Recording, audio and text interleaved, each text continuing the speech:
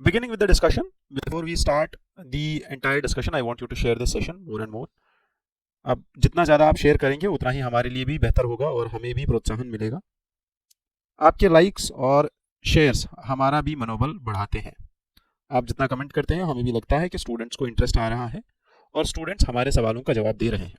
मैंने आज तक पिछले सेशंस में आपके लिए 2 टॉपिक्स एसए के डिस्कस कर चुका हूँ। इसी हफ्ते में हमने 2 टॉपिक्स एसए के डिस्कस किए हुए हैं। कल भी हमने एक दलाई लामा का कोट डिस्कस किया था। अब मैं आपको आज की डेट में ये बता दूं, today is Friday and tomorrow is Saturday.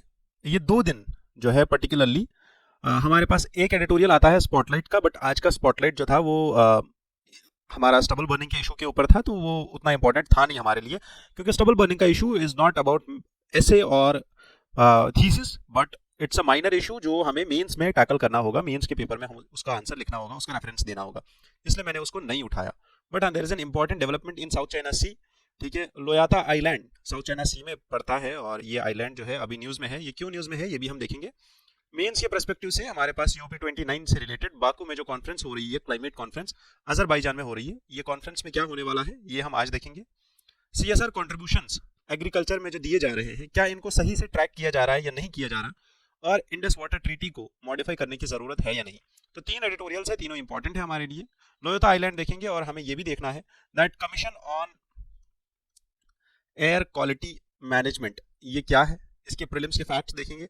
RCEP के प्रीलिम्स के फैक्ट्स देखेंगे। सीपीटीपी इसके भी फैक्ट्स चेक करेंगे प्रीलिम्स पॉइंट ऑफ व्यू से। And we will know what is semaglutide. ठीक है, आपके लिए अगर ये उतना ज्यादा जरूरी नहीं हो semaglutide, even though I think at this point of time जितने भी यूपीएससी के एस्पिरेंट्स हैं उनको ये ड्रग के बारे में जानना चाहिए, not because of the exam but because of their own personal benefits. ठीक है, दोनों चीजें जरूरी है, अपना पर्सनल बेनिफिट, अपनी हेल्थ भी जरूरी है। स्मैग्लूटाइड आपकी हेल्थ के लिए ज्यादा जरूरी है और हो सकता है कि आपको ये क्वेश्चन भी आ जाए मेंस में, ये प्रीलिम्स में किसी में, सी मैग्लूटाइड और स्मैग्लूटाइड है क्या, असल में ये ड्रग किस काम आता है। ठीक है, ये कौन सी दवा है। Now understanding this we will begin with the editorial discussion. और ये जो एडिटोरियल है ये 2 रिसर्च बेसिकली पर्सन्स ने लिखा है। One is the director of TERI and another is the senior fellow of TERI. ठीक है, टेरी हमारा एक इंस्टीट्यूशन है जो बेसिकली किस पे काम कर रहा है, क्लाइमेट चेंज के ऊपर काम कर रहा है। Now beginning with this thing what we need to understand is कि ये एडिटोरियल के 3 डायमेंशंस दिए गए हैं और तीनों डायमेंशंस हम अच्छे से समझेंगे कि आज तक क्लाइमेट चेंज को लेके, आप पहले इस चीज को समझो, क्लाइमेट चेंज हो रहा है, ये सबको पता है that it was back then in 1990s जब UNFCCC ये रिपोर्ट लेके आई थी दैट अगर 1.5 डिग्री सेल्सियस का ग्लोबल टेम्परेचर में इंक्रीज होता है, then what will happen that this temperature will be near to impossible to reverse this target. अब अगर इतना टेम्परेचर इंक्रीज हो गया ग्लोबल लेवल पे, तो इस ग्लोबल लेवल पे इंक्रीज जो टेम्परेचर हुआ इसको रिवर्स करना हमारे लिए नियर टू इम्पॉसिबल होगा। Now what is the problem with just 1.5 degree Celsius rise. आप इस चीज को समझो, ये बस इतना नहीं है कि आप सोच रहे हो पिछले साल तो हमारे दिल्ली में टेम्परेचर जो था वो बस 48 डिग्री हो गया था, इस बार 50 डिग्री हो गया, 2 डिग्री से तो कोई फर्क नहीं पड़ा हमें। ग्लोबल लेवल पे अगर टेम्परेचर इंक्रीज होता है 1.5 डिग्री सेल्सियस का, तो आपको ये बता दें 2050 तक ये माना जा रहा है कि अंटार्कटिका पर्टिकुलरली ग्रीनलैंड ये पूरे का पूरा फ्री आइस जोन होगा, यहाँ पे आइस बचेगी ही नहीं। This is the massive level of impact जो क्लाइमेट चेंज से होने वाला है। अब प्रॉब्लम्स ये आ रही है कि क्लाइमेट चेंज की वजह से बहुत सारे इश्यूज आ रहे हैं। अब इन इश्यूज को सॉल्व कैसे किया जाए और इन इश्यूज को एड्रेस कैसे किया जाए ये भी समझना है।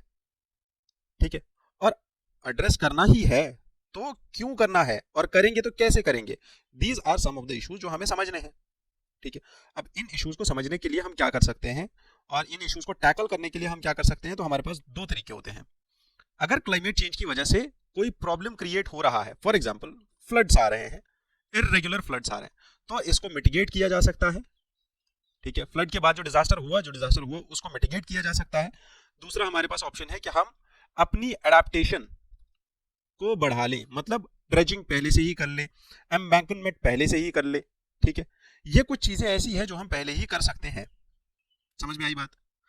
नेक्स्ट, अब ये 2 चीजें करने के लिए या क्लाइमेट चेंज से डील करने के लिए सबसे इंपॉर्टेंट चीज जो चाहिए वो है पैसा, फाइनेंसेस। ये फाइनेंसेस पे ही डिबेट चल रहा है आज की डेट में, क्योंकि ये समिट जो अभी बाकू में चल रही है, ये समिट का मेन गोल क्या है कि how can we deal with the crisis और how can we fulfil the demand of these finances. ठीक है, हम ये फाइनेंसेस की डिमांड कैसे फुलफिल कर लें, this is what the summit is talking about. अब इस समिट में तीन यहाँ पे एडिटोरियल में डिस्कशन किए जा रहे हैं तीन एस्पेक्ट्स का। वन इज अभी तक हमारे अनरिजॉल्व्ड बैटल्स क्या क्या है।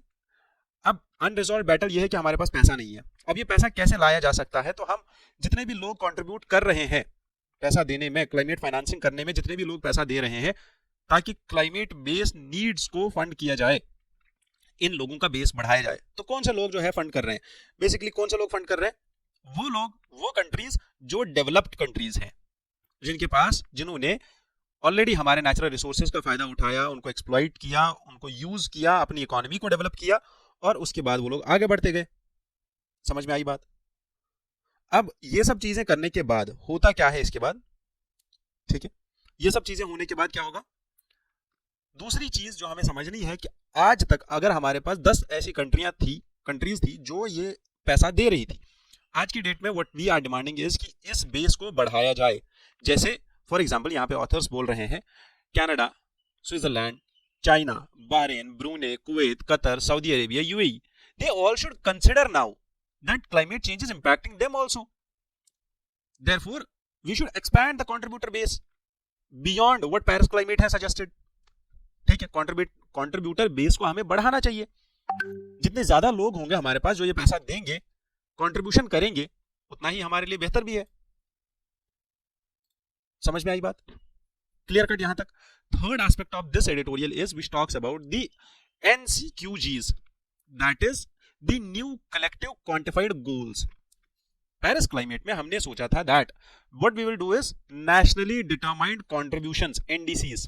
व्हाट आर दीज, हर एक कंट्री एक टारगेट सेट करेगी और वो टारगेट जो है वो सबमिट करेगी कि मैं इतनी देर में, इतने साल में इतना एमिशन कम करूंगी। फॉर एग्जाम्पल मैं कार्बन न्यूट्रलिटी लेके आऊंगी 2070 तक। ऐसा हो सकता है कुछ कंट्रीज ऐसा बोले कि मैं फॉसिल फ्यूल्स जो है, फॉसिल फ्यूल्स के ऊपर 500 मेगावाट्स की एनर्जी डेवलप करूंगा 2025 तक। तो these were NDCs। Now what we are focusing on is new collective quantified goals. ठीक है, these will be the new determinants of COP29। Now let's understand this COP29 in detail. तो NCQG जो है, this will play a crucial part because what they are focusing on is needs and priorities of the developing countries as per the Article 9 of Paris Agreement. Article 9 of the Paris Agreement के according जो developing countries की needs है उसको fulfill करने वाला है कौन, the NCQGs. What is finalizing or what is the actual thing when we will finalize these NCQGs, what we will achieve is a future for climate finances. How can we achieve this future for climate finances? It is very simple. ठीक है, अगर आप इसको थोड़ा सा अच्छे से देख लो तो it is very simple to understand this thing, and the simplicity lies in the fact कि आपको जो है समझने की जरूरत ये है। Just a moment, I guess there is some issue with network. Okay, so while we understand this fact, we need to understand the other point also, that is, अभी ये point simple है, unresolved issues in NCQGs। अभी तक ये जो मैंने अभी तक बोला ये चीज कि these contribution or you can say these goals, the quantified goals what we have, बहुत सारी countries यहाँ पे disagree कर रही है। There are disagreements between the countries over NCQGs. Why? Because they say that ये जो NCQGs है इनका financial contribution, time frame, funding, sources, ये सब चीजें अभी क्लियर नहीं है। किसी कंट्री को एक चीज से दिक्कत है तो किसी कंट्री को दूसरी चीज से दिक्कत है। ठीक है, तो डेवलपिंग कंट्रीज का ये मानना है, इनके जो कंसर्न्स है, what they demand is they demand equity in climate finances. They insist on clear and concise efforts between adaptation, mitigation. They prefer public finances, they prefer grants, concessional loans with specific timelines. Further, the developed countries, on the other hand, what they ask for is we need to expand the contributor base. Developed countries ask for contributor base expansion. What do you mean by this? अभी तक अगर हम बस USA, UK और western countries को बोल रहे थे कि आप भाई साहब क्या करो, आप पैसा ज्यादा से ज्यादा दे दो, आज की डेट में क्या हो रहा है, आज की डेट में ये सारे नेशंस ये बात कर रहे हैं कि ठीक है हम दे रहे हैं, हम देंगे पैसा, हम कंट्रीब्यूट करेंगे क्लाइमेट फाइनेंस में, बट आपको भी और नेशंस को लाना होगा, हम अकेले कितना करें।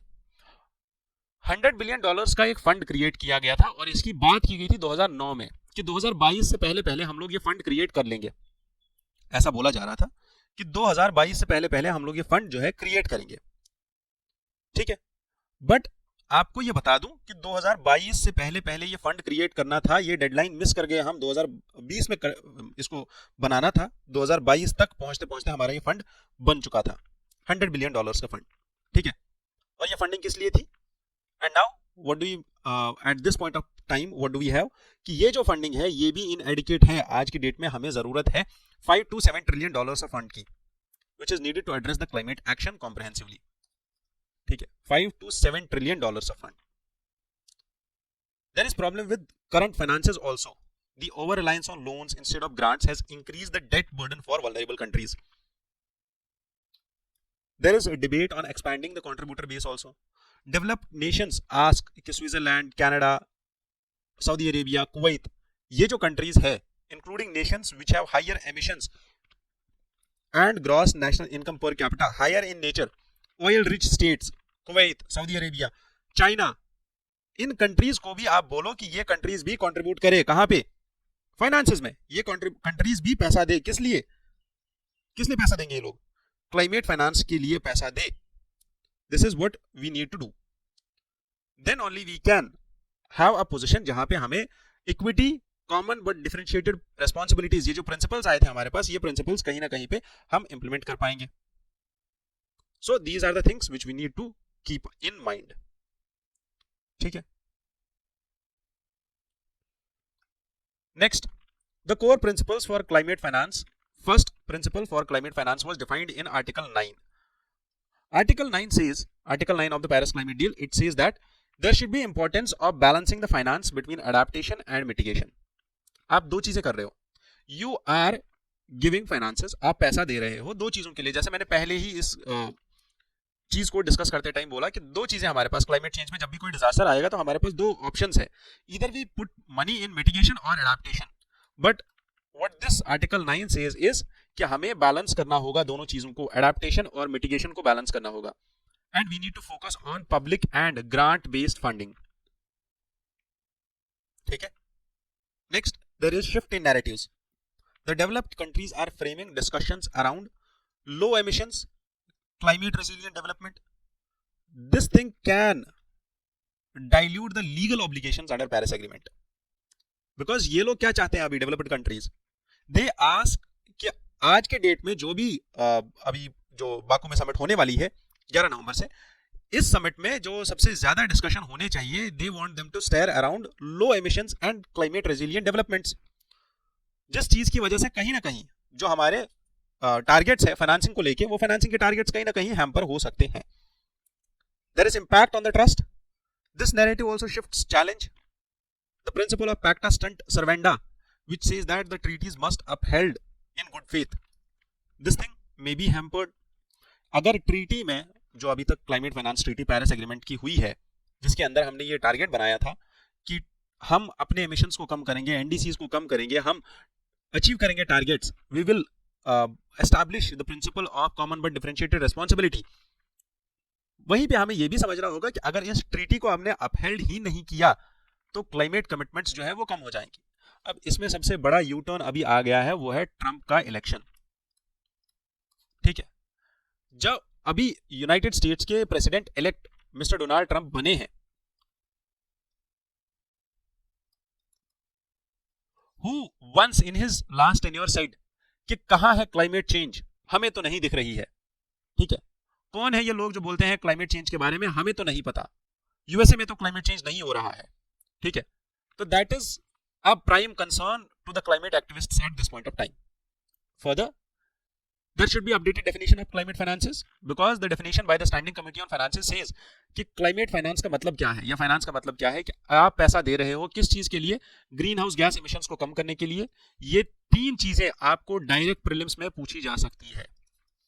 कि नई जो डेफिनेशन है क्लाइमेट फाइनेंस की डेफिनेशन, क्लाइमेट फाइनेंस किस चीज का नाम है, आप किस चीज को बोल सकते हो climate finance? One is reducing the green house gas emissions के लिए अगर आप पैसा दे रहे हो, if you increase the adaptive capacity और the resilience of human and ecological systems, and if you support the actions in national climate strategies. These are the three things. There are challenges in the implementation because I already said कि green climate fund या जितने भी अभी तक हमारे पास climate नाम से funds है वो कुछ कंट्रीज को मिलते हैं, कुछ कंट्रीज को नहीं मिलते हैं. एक्सेसिबिलिटी का इशू है. What we need is we need a broader support for technology transfer and capacity building both. Then only we can combat this menace of climate change. ठीक है. Then there should be faith in multilateralism also कि हर एक country एक दूसरे पे believe करे, faith करे. ऐसे ना हो कि ग्रीन वॉशिंग करे सब लोग. ठीक है. अगर किसी कंट्री की कोई एमएनसी, कोई कंपनी ग्रीन वॉशिंग कर रही है तो उसको राइट टाइम पे राइटली एड्रेस किया जाए कि आप ऐसा मत करो. और हर एक कंट्री एक दूसरे को फेथ और बिलीव के उस मल्टीलेटरलिज्म के फेथ के एंगल से देखे कि अच्छा ठीक है ये भी पॉजिटिव काम ही कर रही है, एक दूसरे को जस्ट रैंडम क्रिटिसाइज ना करें. नेक्स्ट जो हमारे पास आर्टिकल है, ये आर्टिकल बात कर रहा है इंडस वाटर ट्रीटी की और इंडिया और पाकिस्तान कैसे काम कर सकते हैं इस ट्रीटी को मॉडिफाई करने में, और इस ट्रीटी को मॉडिफाई क्यों करना चाहिए ये भी चीजें इस डिस्कशन में बताई जा रही है. सबसे पहले समझते हैं इंडस वाटर ट्रीटी. ये 1960 में साइन कराई थी किसने? वर्ल्ड बैंक ने. 1960 में वर्ल्ड बैंक ने साइन कराई थी इंडिया और पाकिस्तान के बीच में. ठीक है. अब इस ट्रीटी के अकॉर्डिंग ये बोला जाता है कि जो हमारा इंडस रिवर सिस्टम है, इस इंडस रिवर सिस्टम में हमारे पास 6 रिवर्स है. 6 रिवर्स को हमने 2 ग्रुप्स में डिवाइड किया, Indus, Chenab and Jhelum. These 3 are allocated to Pakistan. ठीक है. Ravi, Beas and Sutlej, These 3 are allocated to India. What do you mean by this? क्या इनका पानी पूरे का पूरा पाकिस्तान और इंडिया उसमें से एक बूंद भी पानी नहीं पी सकता है? या हम ये रावी, बियास एंड सतलुज इन तीनों रिवर्स का पानी पूरे का पूरा इंडिया में ही रोक देंगे, पाकिस्तान में एक कतरा भी नहीं जाने देंगे? दोनों चीजें नहीं है. What actually is holded through this treaty is कि आप इनके पानी को यूटिलाइज कर सकते हो. Even run of the river projects भी अलाउड है सारे रिवर्स के ऊपर. Large dams and large hydro power projects हम बस उन रिवर्स पे बना सकते हैं जो हमें एलोकेट हुए हैं. हम इनकी कैपेसिटी को Ravi, Beas and Sutlej, royal bank of Scotland, इन 3 रिवर्स को हम 100% कैपेसिटी के साथ यूटिलाइज कर सकते हैं. समझ में आई बात? अब देखो होता क्या है. यूजुअली ये जो 3 और 3 रिवर्स है, चूंकि इंडिया यहाँ पे अपर राइपेरियन स्टेट है, इंडिया के थ्रू ये 6 के 6 रिवर्स जाते हैं. तो अगर हम कोई भी प्रोजेक्ट कहीं पे भी कोई कैनाल इन रिवर्स के ऊपर बनाते हैं तो पाकिस्तान कहीं ना कहीं हमारे लिए जो है उस टाइम पे डिस्प्यूट क्रिएट कर देता है. इसीलिए अब इन डिस्प्यूट्स को सॉल्व करने के लिए हमारे पास बना था परमानेंट इंडस कमीशन. ये परमानेंट इंडस कमीशन क्या काम करेगा? इसमें मेंबर्स होंगे इंडिया और पाकिस्तान दोनों के. ये जो परमानेंट इंडस कमीशन है ये हर साल मीटिंग करेगा और इस मीटिंग में डिस्कस होगा और एक दूसरे के साथ शेयर होंगी सारी details about what the details about the river system, कि कितने प्रोजेक्ट्स बनाए हमने इस रिवर पे, इस रिवर के पानी को हम कैसे यूज कर रहे हैं. अगर कोई डिस्प्यूट आता है तब भी हमारे पास एक 3 स्टेप मैकेनिज्म है डिस्प्यूट रेजोल्यूशन का. पहला है कि आप परमानेंट इंडस कमीशन जो है इसके थ्रू जाओ. यहाँ पे अगर डिस्प्यूट सॉल्व नहीं होता है then government to government talks होंगी, वहां की गवर्नमेंट और यहाँ की गवर्नमेंट आपस में बात करेगी. अगर वैसे भी नहीं होता है then third party arbitration, world bank के पास आप जाओगे और वर्ल्ड बैंक दोबारा से कुछ थर्ड पार्टी आर्बिट्रेशन करेगा, या इंटरनेशनल आईसीजे के पास जाओगे आप. ठीक है, international court of justice. Indus water treaty और इंडस रिवर के ऊपर हमारे पास कुछ प्रोजेक्ट्स ऐसे हैं जो इंडिया ने स्टार्ट तो किए थे, बट जो ही हमने ये प्रोजेक्ट्स को डेवलप करना चाहा, जैसे पक्कलदुल प्रोजेक्ट और lower Kalnai project, these are hydro power projects on Chenab river. मैंने अभी क्या बोला? Chenab river is allocated to Pakistan. ठीक है, तो नाउ अंडरस्टैंड दिस. अब अगर ये प्रोजेक्ट बन चुका है तो ये प्रोजेक्ट क्या होना चाहिए? Run of the river project, कि आप यहाँ पे लार्ज स्केल में पानी जो है स्टोर नहीं करोगे. अगर आपने ये प्रोजेक्ट बनाया तो रिवर के फ्लो पे असर नहीं पड़ेगा. That is what is meant by run of the river project. Kishan Ganga hydro electric project हमने बनाया, हमने रैटल हाइड्रो इलेक्ट्रिक प्रोजेक्ट बनाया. Kishan Ganga is in Jammu and Kashmir on Jhelum, और वहीं पे हमारे पास Ratle is on Chenab also. ये जितने भी प्रोजेक्ट्स हैं हर बार पाकिस्तान जो है डिस्प्यूट्स क्रिएट कर देता है. Kishan Ganga hydro electric project, जिसको पाकिस्तान नीलम रिवर बोलता है, हम किशन गंगा बोलते हैं, ये डिस्प्यूट हमारा 2013 में Hague permanent court of arbitration में भी गया था और वहां पे भी इंडिया को परमिशन मिला था कि Kishan Ganga hydro electric project पे काम किया जा सकता है. अब ये सारे इश्यूज आ रहे हैं, ठीक है, बार बार ये इश्यूज आते हैं। Even though Indus river system जो है, जो निकलता है पूरे का पूरा इस रीजन से जहाँ पे मानसरोवर लेक पड़ती है, बखरचू ग्लेशियर बढ़ता है, बहुत सारी चंद्रायन, बागा, ट्रिब्यूटरी, गंगा, ये सारी जितने भी जो ये रीजन है, बेसिकली प्लेटो वाला रीजन जो है, जो अपर एरिया वाला रीजन है, आप चनाब की बात करो तो वो भी वहीं से निकलता है ना। इस रिवर का ओरिजिन जो है ये इंडिया में नहीं है, पहले इस चीज को समझो। दूसरा, इस सिस्टम का ओरिजिन जो है वो इंडिया में नहीं है। उसके बाद इंडिया एक मिडिल स्टेट है, उसके बाद ये जाता है कहां पे, पाकिस्तान में। इंडिया, तिब्बत और पाकिस्तान, तीन ऐसे कंट्रीज हैं, मतलब चाइना, इंडिया एंड पाकिस्तान, जहां से ये पूरा रिवर सिस्टम फ्लो होता है। इंडिया में the entire river system flows through, particularly Indus जो हमारा रिवर है, एक flows through Ladakh and Jammu and Kashmir. Ladakh में ये दिमचोक जो मेन पॉइंट है हमारा इंडिया और चाइना के बॉर्डर पे, वहां से एंटर करता है इंडिया में। What we have tributaries here is, Indus की जो लेफ्ट बैंक ट्रिब्यूटरीज है, it include Jhelum, Chenab, Ravi, Beas and Sutlej. Right bank tributaries include Shyok, Gilgit, Kabul, Gomal. ठीक है, देन इंडस रिवर जो है कराची को एंटर करता है, और कराची के बाद लास्ट में ये अरेबियन सी में जाके गिरता है, और अरेबियन सी में ये एक बहुत बड़ा एक डिस्प्यूट, ये डेल्टा क्रिएट करके गिरता है। What is the future of this Indus water treaty? What we can see is future is कि जितने भी यहाँ पे टेक्निकल डिस्प्यूट्स हैं उनको सॉल्व करना जरूरी है। जो भी हम इस वाटर का डेटा, इससे रिलेटेड डेटा कि कौन सा प्रोजेक्ट बनाया जाएगा, किस प्रोजेक्ट में कितना स्टोरेज होगा, कितना पानी स्टोर करेगा, कितना इलेक्ट्रिसिटी जनरेट करेगा, उसके बाद ये प्रोजेक्ट में जो पानी है इसका लेवल कितना होगा, हम इस पानी को कितनी देर तक स्टोर करेंगे, मॉनसून में कितना स्टोरेज होगा हमारा, हर एक चीज के ऊपर डेटा शेयरिंग होनी चाहिए। जॉइंट बेसिन मैनेजमेंट किया जा सकता है दोनों कंट्रीज के द्वारा, और पॉलिटिकल कमिटमेंट्स, ताकि दोनों कंट्रीज को आपस में इतना यकीन हो जाए कि ये जो प्रोजेक्ट्स यहाँ पे बन रहे हैं लोअर राइपेरियन स्टेट पाकिस्तान के अगेंस्ट में, as a instrument to destabilise the culture और डिस्टेबलाइज द कंट्री। ठीक है, इसको वेपनाइज नहीं किया जाएगा, इन प्रोजेक्ट्स को वेपनाइज नहीं किया जाएगा आगे जाके, then only we can have this Indus water treaty in future also. Therefore अभी रिसेंटली ये जो एडिटोरियल लिखा गया है, इस एडिटोरियल में ये बात की जा रही है 30 अगस्त 2024 को इंडिया ने एक नोटिस लिया था, India's notice for the review of this Indus water treaty. तो इन्होंने एक रिव्यू नोटिस भेजा था, और इन्होंने ये नोटिस किसको भेजा, इंडस वाटर कमीशन में पाकिस्तान की एजेंसीज को भेजा, और उनको बोला कि आर्टिकल 12 जो इंडस वाटर ट्रीटी का है, ये हमें ये पावर देता है और हमें ये बोलता है कि हम दोनों कंट्रीज, अगर हमारे कुछ कंसर्न्स है डोमेस्टिक वाटर नीड्स के, डेमोग्राफिक चेंजेस के, एग्रीकल्चर के, तो हम इस ट्रीटी को दोबारा से रिवाइज कर सकते हैं, रिव्यू कर सकते हैं। ठीक है, तो इंडिया ने जो अपने चैलेंजेस बताए हैं, इन्होंने बोला है कि क्रॉस बॉर्डर टेररिज्म और इस ट्रीटी का जो ऑपरेशन है और इसके जो वाटर राइट्स है वो हमें रोकते हैं इस पानी को फुल्ली यूटिलाइज करने से। इसीलिए इंडिया क्या चाहता है कि चूंकि हम अपर राइपेरियन स्टेट है, तो हमारे लिए जरूरी है कि हम ऑप्टिमल यूटिलाइजेशन करें इस पानी का, और हम हाइड्रो इलेक्ट्रिक पोटेंशियल इसका पूरे का पूरा यूज कर पाए। ठीक है, पाकिस्तान का पर्सपेक्टिव ये है कि हम लोअर राइपेरियन स्टेट है, इसीलिए हमारे यहाँ जो पानी आ रहा है इन रिवर्स का, that should be uninterrupted flow of water. ठीक है, बट यही प्रॉब्लम इन्होंने रेज किया था कहां पे, परमानेंट कोर्ट ऑफ आर्बिट्रेशन में, जब किशन गंगा डिस्प्यूट चला था। तो किशन गंगा डिस्प्यूट में परमानेंट कोर्ट ऑफ आर्बिट्रेशन ने इस चीज को हटा दिया, बोला नहीं ऐसा नहीं है, मिनिमम फ्लो अगर रिवर का होगा तो इकोलॉजिकली हार्म नहीं होगा रिवर को। ठीक है, तो मिनिमम फ्लो जो है वो मेंटेन करना होगा इंडिया को, that is 9 cubic metres per second, 9 cubic metres per second. Next, what are the other challenges in managing this Indus water treaty? Simple, जो मैंने अभी तक बोला, एलोकेशन, ईस्टर्न रिवर्स का, वेस्टर्न रिवर्स का, पार्टीशनिंग का प्रॉब्लम है, नो हार्म रूल है यहाँ पे।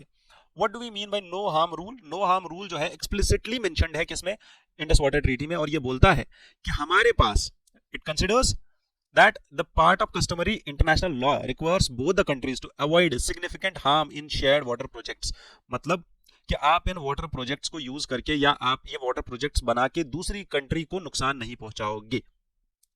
समझ में आई बात? यहाँ पे एक चीज बताई जाती है कि उरुग्वे में एक पल्प मिल है, उरुग्वे में, जो कि अफ्रीका में एक कंट्री है उरुग्वे, वहां पे एक पल्प मिल है, नॉट दिस अफ्रीका बल्कि साउथ अमेरिका में, वहां पे एक पर्टिकुलर मिल है, pulp mill. International court of justice ने रूलिंग दिया कि इस रीजन में जो रिवर है सॉरी इस रीजन में जो रिवर है उसकी प्रॉपर एनवायरमेंटल इंपैक्ट असेसमेंट की जाए because of the transboundary potential and transboundary impacts of this river. Therefore, similarly in rivers की भी हम environmental impact assessment करा सकते हैं Indus Water Treaty में. We should address the emerging challenges also. What are the emerging challenges in this Indus Water Treaty? First is equitable and reasonable utilization of the resources of this water. Because this principle is based in 1997 UN Water Courses Convention. तो ये convention याद रखना है. ये convention हमारे treaty का part नहीं है. This convention guides India and Pakistan in addressing what? अगर कोई आगे जाके ग्लेशियल डिप्लीशन हुआ, क्लाइमेट चेंज हुआ और जिसकी वजह से इंडस वाटर सिस्टम में 30 to 40% वाटर फ्लो हैम्पर हुआ, तब क्या किया जा सकता है? तो तब हमें क्या कंसिडर करना होगा? ये UN watercourse convention consider करना होगा. Further we need to understand कि जो जॉइंट प्रोजेक्ट्स हम बना सकते हैं वो हम यहाँ पे उसकी कैपेसिटी को जो है बढ़ा सकें. ठीक है, जॉइंट प्रोजेक्ट्स बनाने की कैपेसिटी को बढ़ा सकते हैं. इंडिया और पाकिस्तान मिलके प्रोजेक्ट्स यहाँ पे इंस्टॉल कर सकते हैं. Author suggests us some recommendations to both the countries so that we can review the treaty. First, author says that there are difficulties in renegotiation due to deep mistrust between India and Pakistan.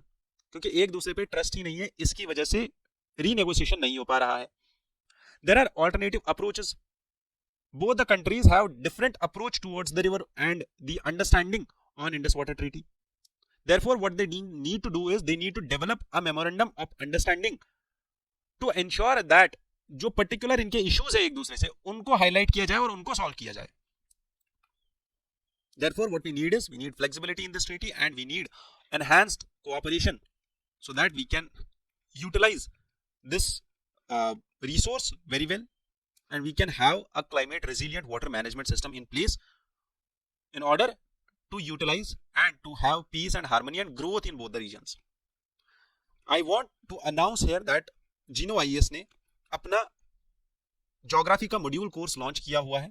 आपको क्या करना है? जीनो IAS की education app पे जाना है, हमारी website पे जाना है. आप इस कोर्स को खरीद सकते हो. ये कोर्स हिंदी और इंग्लिश दोनों लैंग्वेजेस में अवेलेबल है.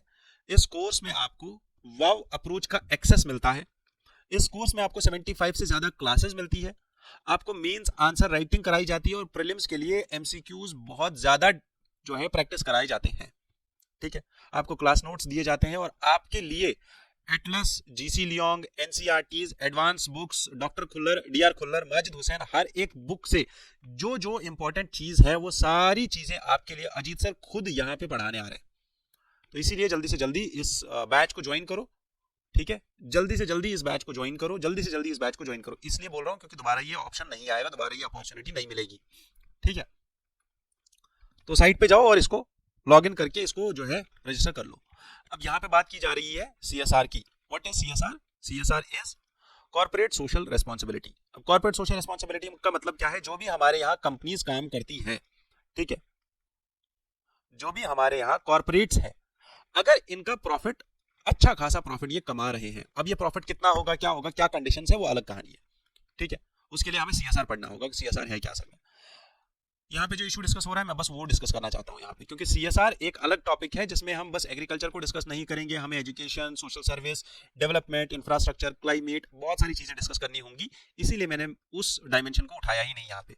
मैं बस एडिटोरियल डिस्कस करना चाहता हूँ क्योंकि एक्सप्लेन सेक्शन का एडिटोरियल है. अगर ये वैसा एडिटोरियल होता जो हम डिस्कस करते हैं, ओपिनियन बेस्ड एडिटोरियल, तब मैं इसका हर एक चीज उठाता, क्योंकि उन सेक्शंस में, उन एडिटोरियल्स में हर एक चीज डिस्कस की जाती है. Now understand this thing. जो हमारे पास सीएसआर कंट्रीब्यूशन आता है, ये सीएसआर कंट्रीब्यूशन कहाँ यूज हो रहा है, इसके ऊपर ये चीज है. अभी सीएसआर क्या है? मैंने बोला कॉर्पोरेट कोई कंपनी हमारे यहाँ काम करती है, वो प्रॉफिट कमा रही है, उस प्रॉफिट का just 2% it has to legally, and it is legally binding on this corporate or on this company to utilize this 2% of the profit on what? On corporate social responsibility projects, on the projects which have developmental effects, whether in agriculture, education, infrastructure, rural development or development of social sector. आप awareness पे, आप de addiction पे, आप drug de addiction पे, ऐसे चीजों पे जो सोशल सेक्टर को डेवलप करे, जो सोशल कैपिटल हमारा बनाए, ऐसे सेक्टर्स पे, ऐसे प्रोजेक्ट्स पे अगर आप पैसा लगाते हो, ये पैसा तो वो सीएसआर कंट्रीब्यूशंस में आता है. सेक्शन 135 ऑफ कंपनीज एक्ट 2013, जिसके अंदर कंपनीज रजिस्टर है हमारे यहाँ, ये सेक्शन क्लियरली मेंशन करता है rules and regulations which govern the CSR funding. तो जो भी कंपनीज पैसा देती है वो पैसा वो कैसे देती है, तो नेशनल सीएसआर पोर्टल है हमारे पास जो 2014 में हमने लॉन्च किया था। अब इस पोर्टल के ऊपर 1.84 लाख करोड़ रुपीस है जो फंड्स यहाँ पे डिस्बर्स किए गए हैं आज तक। अब इन फंड्स में काफी ज्यादा पैसा जो है सीएसआर का एग्रीकल्चर में जाता है। एग्रीकल्चर में कुछ पॉइंट्स है जो आपको याद रखने हैं, दैट एग्रीकल्चर कंट्रीब्यूट्स 47%, ठीक है, of population. 47% of the population is dependent on agriculture for employment. 16.7% of India's GDP contribution comes from what? Agriculture. 25% ज्यादा है हमारा ग्लोबल एवरेज से इंडिया का लेबर फोर्स किसमें? एग्रीकल्चर में। तो ये जो डेटा पॉइंट्स है ये आपको याद रखने हैं। आज के बाद आप मोर देन 50% नहीं लिखने वाले हो, 47% लिखोगे। मोर देन 18% नहीं लिखने वाले हो, वो डेटा पुराना हो चुका है, 16.7% लिखोगे। 25% लिखोगे, ये डेटा नया है और नया डेटा ही यूज करना है आंसर्स में। अंडरस्टूड? अब यहाँ पे बात की जा रही है कि इतना सिग्निफिकेंट अगर एग्रीकल्चर है तो जो corporate entities who wish to contribute to climate action and sustainability in agriculture sector, what they should do, ठीक है। According to an outlook report which was prepared by CSR platform, 23% of the companies जो है उन्होंने क्या काम किया है, उन्होंने एनवायरमेंट एंड सस्टेनेबिलिटी के ऊपर अपना सीएसआर का पैसा लगाया है। और उन्होंने बोला है कि सबसे ज्यादा जो पैसा लगने वाला है वो इंफ्रास्ट्रक्चर के ऊपर लगने वाला है जो एग्रीकल्चर के लिए यूज होगा। जैसे ये लोग green banks, farmer schools, livelihood projects बना रहे हैं और लॉन्च कर रहे हैं। वाटर कंजर्वेशन के प्रोजेक्ट्स, एनर्जी एफिशिएंसी के प्रोजेक्ट्स लॉन्च कर रहे हैं। किसके लिए? एग्रीकल्चर की सस्टेनेबिलिटी के लिए, ठीक है। देयरफॉर इन कंपनीज को क्या मेन ऑब्स्टैकल आता है ये पैसा देने में या सीएसआर का इंप्लीमेंटेशन करने में? पहला प्रॉब्लम यहां पे बताया जा रहा है that there is currently no way to fulfil और to fully determine the extent of funding going into these projects, कि कितना पैसा ये कंपनीज लगा रही है इन प्रोजेक्ट्स में। ये पर्टिकुलरली हमें टोटल हम इसको डिफाइन नहीं कर पा रहे हैं इन क्लियर वर्ड्स, ठीक है। और in other words you can say reporting mechanism नहीं है हमारे पास कि किस कंपनी ने कितना पैसा किस सेक्टर में कितना लगाया है, ठीक है। Under the activities which are mentioned in companies act schedule 7 we include simple, यहाँ पे ना सिंपल चीजें लिखी गई है कंपनीज एक्ट में। क्या लिखा गया है कि सस्टेनेबिलिटी के ऊपर आपको प्रोजेक्ट्स लेने हैं, gender equality, agro forestry, eradicating hunger, malnutrition, technology, incubators, animal welfare, environmental sustainability, livelihood enhancement, इनके ऊपर आपको प्रोजेक्ट्स लेने हैं।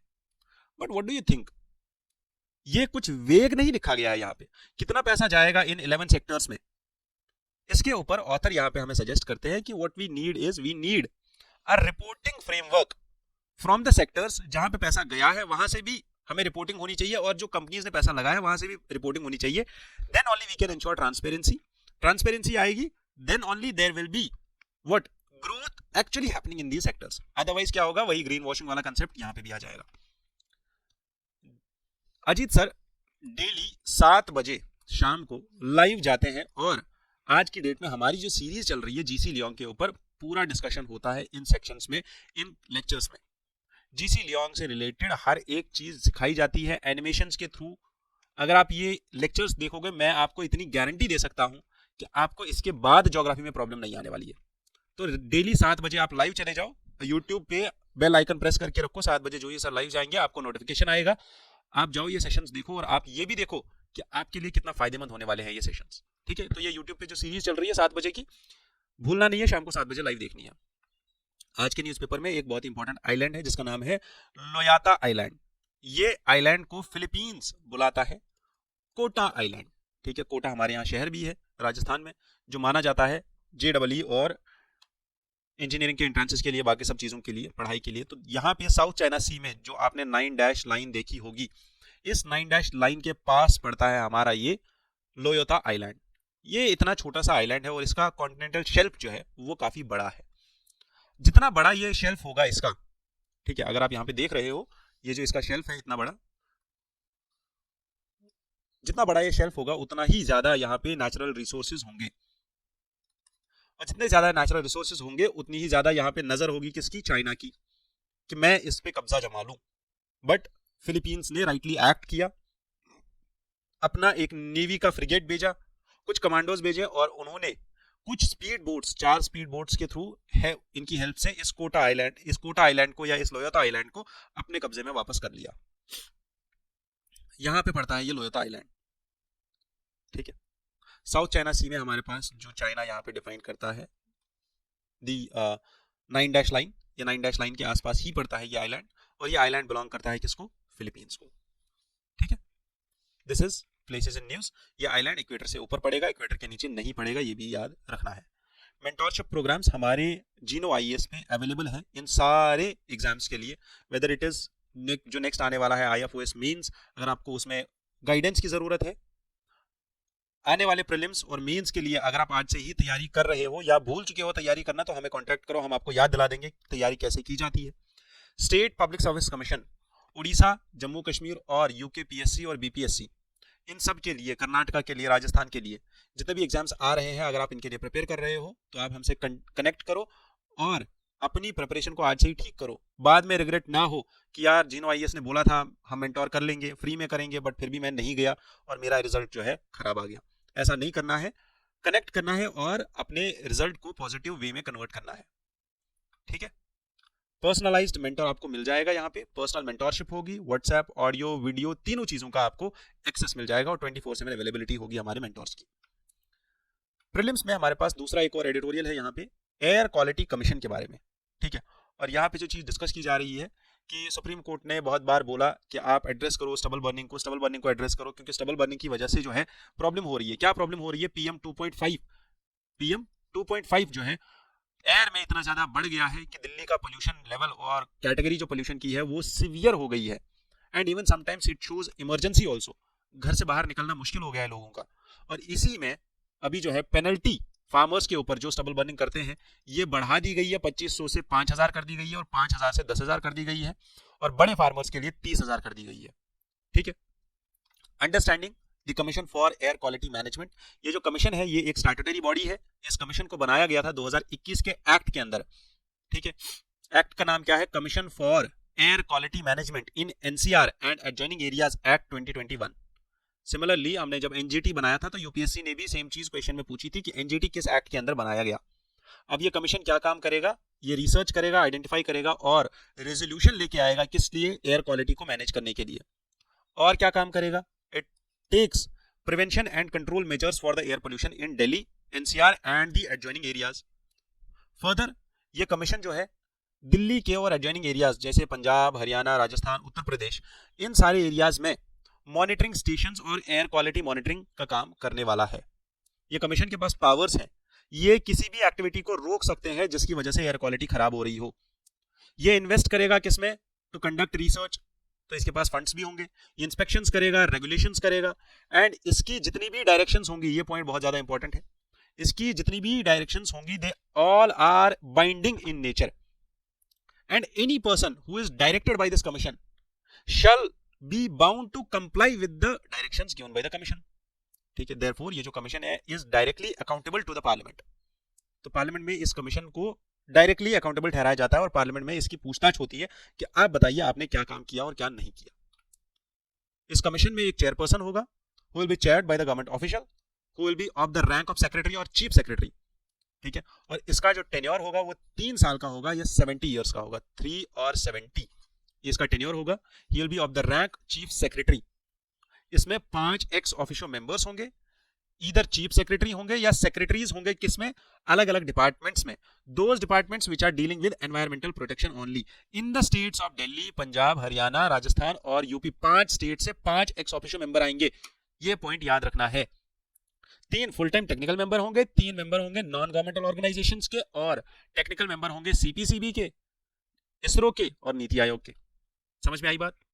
चलो नेक्स्ट, यहाँ पे एक एडिटोरियल आया है जो बेसिकली नीति आयोग के हमारे सीईओ है जिनका नाम है BVR Subramaniam sir.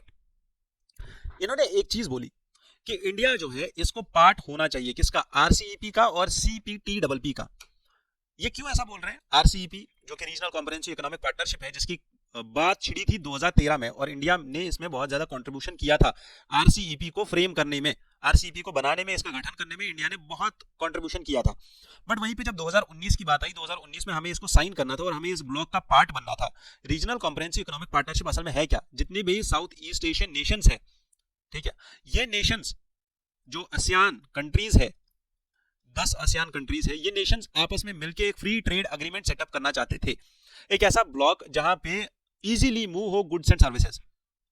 But India ने क्या बोला 2019 में कि हम ये ग्रुप जो है साइन नहीं करेंगे, हम ये ग्रुप जो है ज्वाइन नहीं करेंगे। क्यों नहीं करेंगे? क्योंकि उनने भी कुछ रीजंस दिए उस टाइम पे। अब सुब्रमण्यम सर ऐसा क्यों बोल रहे हैं कि इंडिया को ज्वाइन करना चाहिए?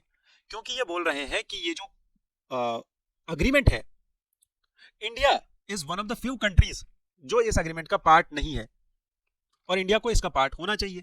क्यों होना चाहिए? Because this will be best for India's MSMEs. और इनका मानना यह है कि 40% जो इंडिया की एक्सपोर्ट है from MSMEs, not the big corporates, जो 40% एक्सपोर्ट है इंडिया का वो एमएसएमईज से आता है। बिग कॉर्पोरेट्स एक्सपोर्ट नहीं कर रहे हैं, वो हमारे मार्केट को यहीं पे डोमेस्टिकली टेकल जो है क्या कर रहे हैं, सर्व कर रहे हैं। बट एमएसएमईज के थ्रू जो है हमारा एक्सपोर्ट होता है, और अगर हमें अपना एक्सपोर्ट बढ़ाना है तो हमें आरसीईपी को ज्वाइन करना था।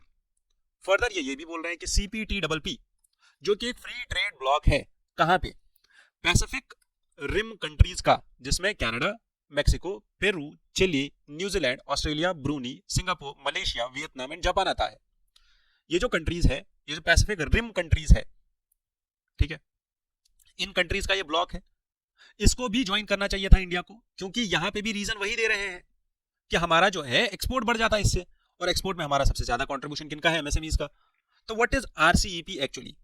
आरसीईपी की नेगोशिएशन स्टार्ट हुई थी 2012-13 में, और ऑफिशियली इसको साइन किया गया था नवंबर 2020 में। इंडिया ने इसको एंटर नहीं किया। 1 जनवरी 2022 से ये कंटिन्यूअसली फोर्स में है।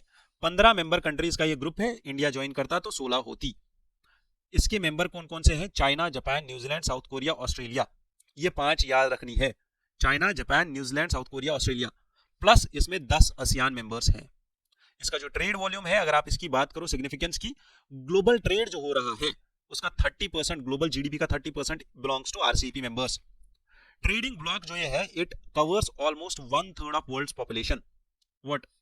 1/3 of world population belongs to what? RCEP, and it has a potential to significantly impact global trade. Therefore RCEP का पार्ट इंडिया को होना चाहिए था या नहीं होना चाहिए था, वो अलग कहानी है। बट हमारे लिए ये जरूरी है कि हम ये रिकमेंडेशन को याद रखें जो नीति आयोग के चीफ ने दी है, ठीक है, जो वहां के सीईओ ने रिकमेंडेशन दी है। इंडिया इसका फाउंडिंग मेंबर था, but India withdrew to enter the negotiations. Done. और रीजन क्या दिया था इंडिया ने? कि इसकी वजह से हमारे यहाँ इन्फ्लक्स होगा चाइनीज गुड्स का और डेयरी प्रोडक्ट्स का ऑस्ट्रेलिया और न्यूजीलैंड से। हमारे फार्मर्स की प्रोटेक्शन के लिए हम ये कर रहे हैं, हम अपनी डोमेस्टिक इकोनॉमी को बचाने के लिए एग्जिट ले रहे हैं आरसीईपी से। एक और चीज हमने यहाँ पे डिस्कस की, दैट इज सीपीटीपी। ये एक लैंडमार्क पैक्ट है जो ज्वाइन हुआ था, जो साइन किया गया था 2018 में, ठीक है। ये किस लिए लाया गया था? ताकि जो ट्रेड बैरियर्स है 11 कंट्रीज के बीच में, ये 11 कंट्रीज के बीच में जो ट्रेड बैरियर्स है इनको खत्म किया जाए। और ये कौन से ट्रेड बैरियर्स है? जैसे फ्री ट्रेड एग्रीमेंट ये जो साइन किया गया है 11 कंट्रीज के बीच में, जिसमें ये कंट्रीज मैंने आपको बता दी, Australia, Brunei, Canada, Chile, Japan, Malaysia, Mexico, New Zealand, Peru, Singapore and Vietnam. ये जितनी भी कंट्रीज है इनको याद रखना है। और ये क्यों बोला गया था कि ट्रांस पैसिफिक पार्टनरशिप इसका नाम रखा गया था, और यूएसए ने इससे विड्रॉ कर लिया था 2017 में। ये किस लिए लाया गया था? मैंने क्या बोला, ये किस लिए है? ट्रेड बैरियर्स को खत्म करने के लिए, ट्रेड को ईज आउट करने के लिए ये फ्री ट्रेड एग्रीमेंट साइन किया गया था, लाया गया था, ठीक है। इसके फीचर्स की बात करें तो this is basically against the Chinese dominance, ठीक है। बीजिंग ने अप्लाई भी किया था ज्वाइन करने के लिए along with Taiwan, Ukraine, Costa Rica, Uruguay, Ecuador, but China का डोमिनेशन होने की वजह से अभी तक इनका जो है एक्सेप्ट नहीं किया गया है। इसकी economic significance, if you see 500 million customers रहते हैं, कंज्यूमर्स रहते हैं इन 11 कंट्रीज के अंदर, और ये 11 कंट्रीज जो है ग्लोबल जीडीपी का 13% है टोटल में। And this free trade agreement is very high standard free trade agreement, क्योंकि ये टोटली मार्केट एक्सेस कमिटमेंट्स के ऊपर बेस्ड है। यहाँ पे goods, services, investment, labour, government procurement, हर एक चीज की मोबिलिटी अलाउड है। कहीं पे भी कोई रेस्ट्रिक्शन नहीं है इन सब कंट्रीज के बीच में। ट्रांसपेरेंसी है, फाइटोसैनिटरी मेजर्स नहीं लगाए जाते हैं, कोई भी मेजर लगाया जाता है तो उसके ऊपर प्रॉपर पैरामीटर्स डिफाइंड है, कोई भी चीज यहाँ पे वेग नहीं है। तो ये जो high standard free trade agreement है, इसको इंप्लीमेंट करने के लिए इंडिया को अभी थोड़ा सा टाइम लगेगा, बट यहाँ एंटर करने के लिए इंडिया एंटर कर सकता है या नहीं कर सकता, देयर आर इश्यूज कि हमारी डोमेस्टिक इकोनॉमी कितनी हैम्पर होगी, हमारे एक्सपोर्ट्स कितने बढ़ेंगे, हमारे यहाँ लोग डंपिंग कितना करेंगे अपने एक्सपोर्ट्स का। तो those are the concerns which Indian government has to face. But हमारे लिए जरूरी ये था कि हम ये दो एग्रीमेंट्स को जान जाएं, CPTP and RCEP prelims point of view से बहुत ज्यादा इंपॉर्टेंट है। With this I conclude today's discussion. But last में एक चीज है जो आपको याद रखनी है, सेमाग्लूटाइड। ये सेमाग्लूटाइड आपकी बॉडी में क्या काम करेगा, कैसे काम करेगा, वो अलग बात है, but there is a drug, एक इंजेक्शन नाम है ओजेम्पिक। ठीक है, ये इंजेक्शन यूज होता है कहाँ पे, वेस्टर्न कंट्रीज में। और इलॉन मस्क ने भी इस चीज का जिक्र किया है कि हमने इस इंजेक्शन को यूज किया है। किस लिए यूज किया जाता है इसको? डायबिटीज से बचने के लिए। इस ड्रग का ओजेम्पिक या सेमाग्लूटाइड जो बेसिक ड्रग है इसका, ये असल में क्यों यूज किया जाता है, और इसको यूएसए की एफडीए ने अप्रूव भी किया था इससे पहले, type 2 diabetes, high blood pressure, cholesterol को कंट्रोल करने के लिए। समझ में आई बात? अब इसके रिजल्ट्स बहुत अच्छे हैं, बट प्रॉब्लम क्या है? पहली चीज तो आपने समझ ली है किस लिए है, क्यों यूज होता है। इंडिया में इसका एक टैबलेट आता है, सेमाग्लूटाइड नाम से टैबलेट आता है, ठीक है। बट प्रॉब्लम क्या है यहाँ पे, इसका जो कॉस्ट है वो बहुत ज्यादा है, ठीक है। इसका एक 3 mg का टैबलेट जो है, 10 टैबलेट्स इसके 3000 रुपए के हैं, ठीक है। समझ में आई बात? मतलब 400 रुपए 500 रुपए का आपको एक टैबलेट पड़ेगा, इतना ज्यादा महंगा है ये ड्रग। बट वहीं पे इसकी जो हेल्थ का बेनिफिट है और इसके जो रिजल्ट्स हैं वो काफी एडवांस्ड है। और इंडिया में आज की डेट में डायबिटिक पेशेंट्स बहुत ज्यादा है, डायबिटीज के पेशेंट्स इंडिया में बहुत ज्यादा है। इसीलिए हमें क्या करना चाहिए, आप पहले ये समझो, क्या हमें इस ड्रग को प्रोक्योर करके इजी वे में इंडिया में अवेलेबल कराना चाहिए, सस्ते में इसको अवेलेबल कराना चाहिए, जन आरोग्य जो मंदिर हैं हमारे उनमें अवेलेबल कराना चाहिए, हेल्थ एंड वेलनेस सेंटर्स में अवेलेबल कराना चाहिए? ये सब चीजें मैं आपके ऊपर छोड़ता हूं, आप खुद डिसाइड करो और मुझे कमेंट सेक्शन में बताओ। इंडिया में ओबेसिटी के नाम पे आज की डेट में NFHS 5 के अंदर 24% of the women and 23% of the men they are obese. सब ऐसे फूलते चले जा रहे हैं, गोल इंसान बनते जा रहे हैं। क्यों? क्योंकि हमारा जो फूड है उसका कंजप्शन गलत है, हम तेल बहुत ज्यादा खाते हैं, ईट राइट मूवमेंट को फॉलो नहीं करते हैं, जो FAO की मूवमेंट है। तो वो सारी चीजें हमको ध्यान में रखनी है, और अपने घर वालों को, अपने आप को, अपने दोस्तों को गलत खाना खाने से बचाएं, और इस वीडियो को ज्यादा से ज्यादा शेयर करें। Thank you, have a nice day ahead. जय हिंद।